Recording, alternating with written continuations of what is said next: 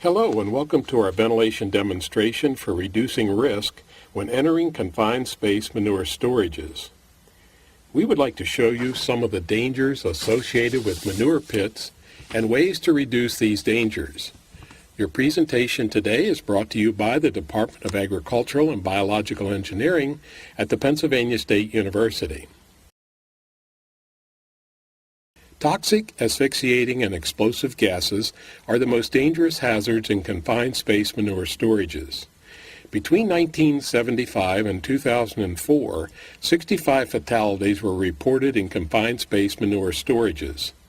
Tragically, these incidents often include multiple victims because one person attempts to rescue another already unconscious person who usually is a family member or a co-worker. These would-be rescuers may think that they can hold their breath and quickly rescue an unconscious person, but experience shows it just doesn't happen this way. Our demonstration today will take place inside this trailer. We would like to help you identify hazards, show how to monitor for these hazards, and then how to reduce risk when entering manure pits. We will show you the effectiveness of a properly designed and used ventilation system to reduce the risk of contaminant gases and oxygen deficiency. In particular, we want to demonstrate how to reduce hydrogen sulfide, one of the most toxic manure gases, from an extremely dangerous concentration to the recommended OSHA 8-hour exposure limit of 10 parts per million. I will first give you a brief overview of our demonstration. Our demonstration uses an 8-foot long by 4-foot wide by 2-foot deep plexiglass enclosed model to simulate an 80-foot long by 40-foot wide by 10-foot deep underground enclosed manure storage with a solid cover. We have a personnel entry point or a manhole where our mannequin that we call Foolish Freddie will help us show the consequences of not properly preparing to enter a manure pit. Our ventilation fan port is located near the entry point on the far side of Foolish Freddie's head. The ventilation outlets at the right end of our manure storage model will be closed for the initial portion of this ventilation demonstration. We have 3 gas sensors located to the left, center, and right, which are used to monitor gas levels inside our storage. The red strobe lights that are now flashing identify the locations of these gas sensors. Gas concentrations measured by each sensor are displayed on the 3 lighted LED displays at the top of the model.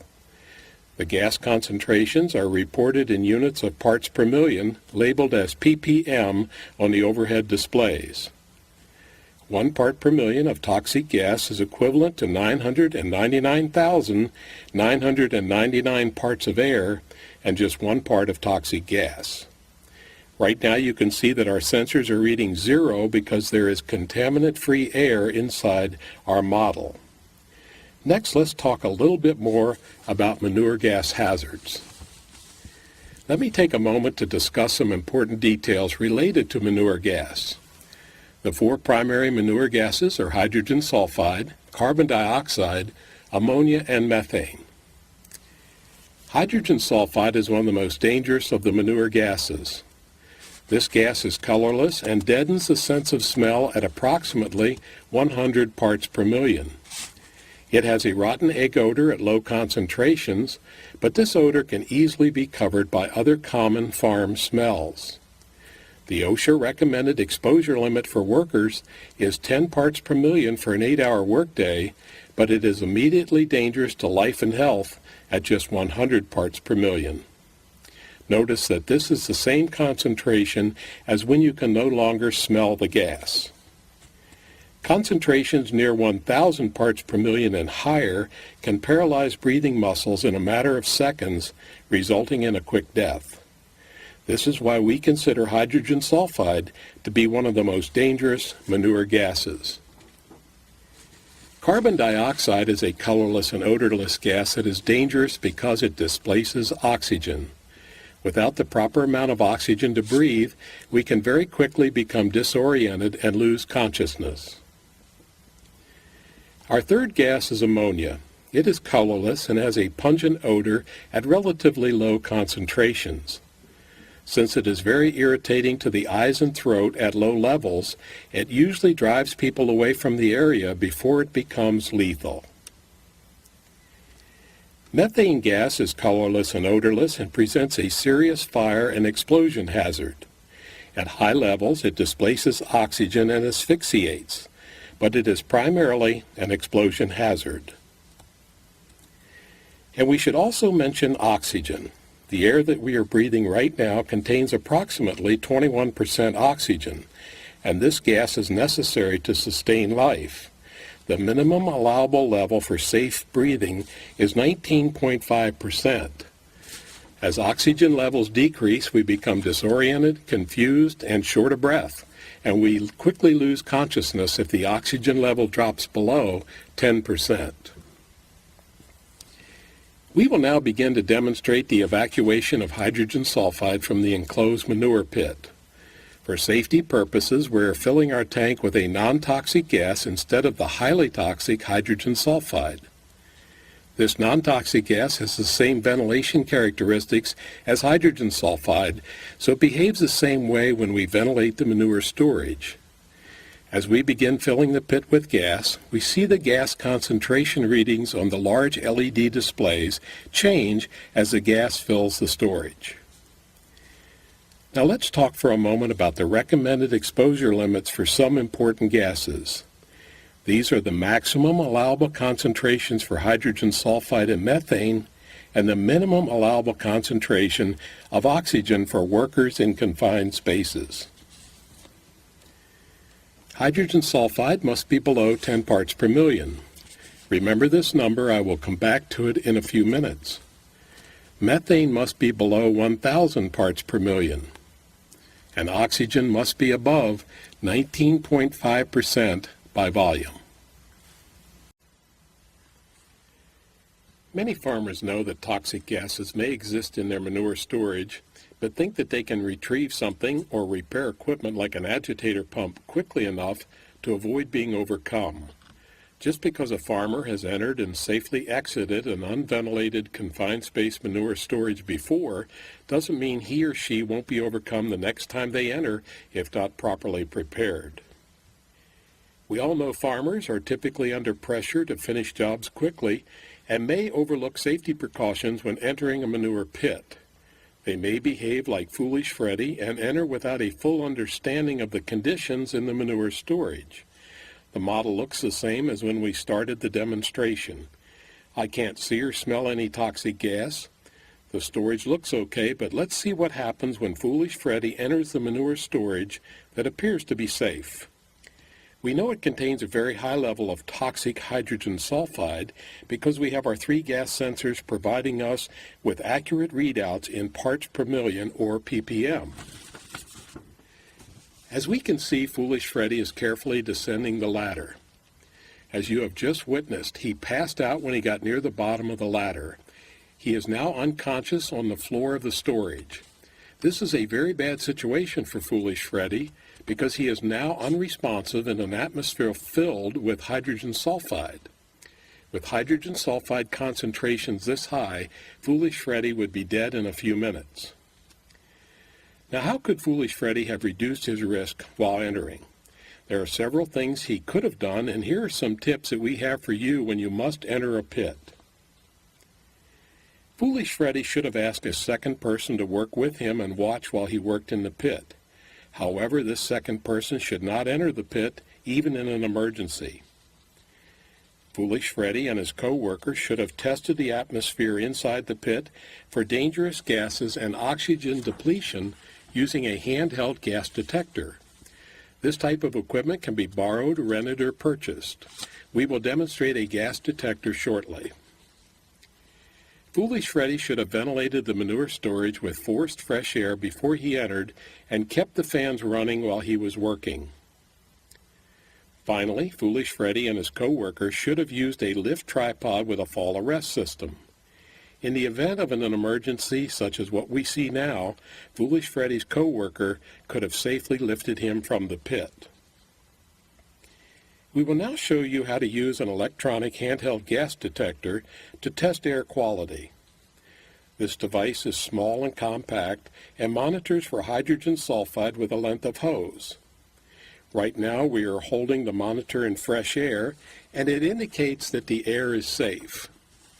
We will now lower the hose into the storage to measure gas concentration at the level where Foolish Freddie is laying. The monitor uses a pump to pull air through the hose that we lowered into the pit near Foolish Freddie is laying. You will soon hear an alarm which indicates that the atmosphere is not safe for human entry. This means that dangerous gases must be removed and oxygen replaced before anyone attempts to enter. If Foolish Freddie had used this device before entering the storage, he would have known the danger. Remember that earlier we identified 100 parts per million of hydrogen sulfide as immediately dangerous to life and health? Since we have 3 sensors inside the model, we know that hydrogen sulfide is present at levels significantly elevated above 100 parts per million, and we now know why Foolish Freddie collapsed so quickly. The best way to remove the toxic gases and replenish oxygen is to force fresh air into the storage with ventilation fans. Remember that we cannot see the dangerous levels of hydrogen sulfide because it's colorless. So for demonstration purposes, we're going to add theater fog as a visual aid. This will help us demonstrate the effectiveness of our ventilation system. As we add fog, I would like you to notice the clarity of the banner on the back of the storage and of the labels on the gas sensors. See how easily they can be read. Also, we have red strobes inside the storage, and right now they are very easy to see. Let's keep an eye on these things, and we will come back to them in a minute. Do you remember earlier when I stated that death happens quickly when hydrogen sulfide is near or above 1,000 parts per million? Death is very quick because the gas paralyzes breathing muscles. We can see that allowing the storage to sit during this entire demonstration has done almost nothing to reduce the concentrations of contaminant gases. We see that the gas concentration readouts on the LED displays are still very high. Foolish Freddie has now been unconscious for several minutes, and if any person attempted to rescue him, he or she would become a victim just as quickly. The concentration of hydrogen sulfide should be reduced to at or below OSHA's recommended 10 parts per million before anyone considers entering the storage without proper breathing protection. In this case, proper protection means a self-contained breathing apparatus, or an SCBA, which is the same equipment that firefighters use. You can now see that it's much more difficult to read the Ag Safety and Health banner on the back of the model, and how much harder it is to see the red lights. As the storage fills, I would like you to keep an eye on these lights because they will become much harder to see. But we will continue to fill the pit with fog before we demonstrate our forced air ventilation system.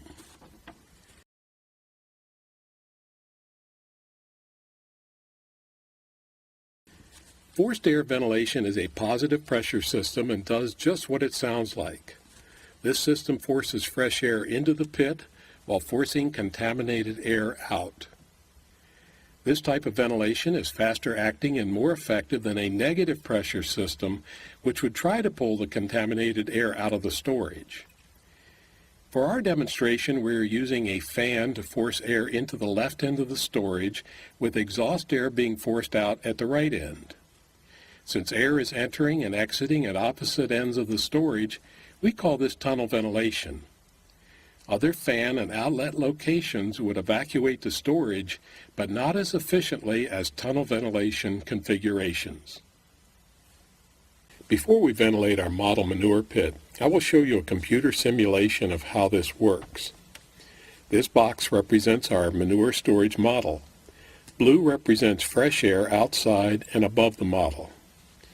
Red represents contaminated air, or in our case, hydrogen sulfide, inside the storage.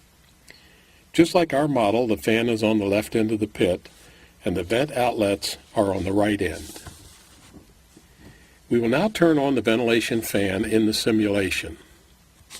Watch carefully as the contaminated air is forced out of the storage pit. We can see the air mixing and that contaminated air lingers above the storage. The color continues to change as the air mixes. Gradually, the red section of the storage will turn blue as fresh air replaces the toxic gases. We notice that the area around the fan ventilates more quickly, and there are some areas inside the pit that take longer to ventilate. Soon we will see that the entire pit turns blue, indicating that the storage could be safely entered by workers. This computer simulation is sped up to show the ventilation patterns quickly. Now let's see how this works in our real model. Notice how foggy the storage has become. We can barely see the banner in the back. And the red strobe lights are hard to see, especially the lights in the back of the model. We also see that the hydrogen sulfide concentrations are still at a high level. We will now open the ventilation outlets and turn on the forced air manure pit ventilation fan. Pay particular attention to how the fog and gas is evacuated from the right end of the storage. As you watch this demonstration, you will see fog billowing out of the open outlets at the right end of the storage pit. It will take several minutes for our model manure pit to reach the OSHA recommended 10 parts per million permissible exposure limit, which is the critical ventilation threshold before allowing anyone to enter a manure storage facility. You should also now notice that you can begin to more easily see the banner starting on the left side first, and the red lights inside the model manure pit are also becoming easier to see. As the ventilation system runs, we can see that the initial concentration of hydrogen sulfide dropped very quickly from 1,000 to 500 parts per million. However, it takes about the same amount of time to reduce the concentration from 500 to 250 parts per million. And more ventilation is required as the concentration gets closer to our goal and OSHA's recommended level of 10 parts per million of hydrogen sulfide. We will continue to run our ventilation fans and watch as the concentrations decrease.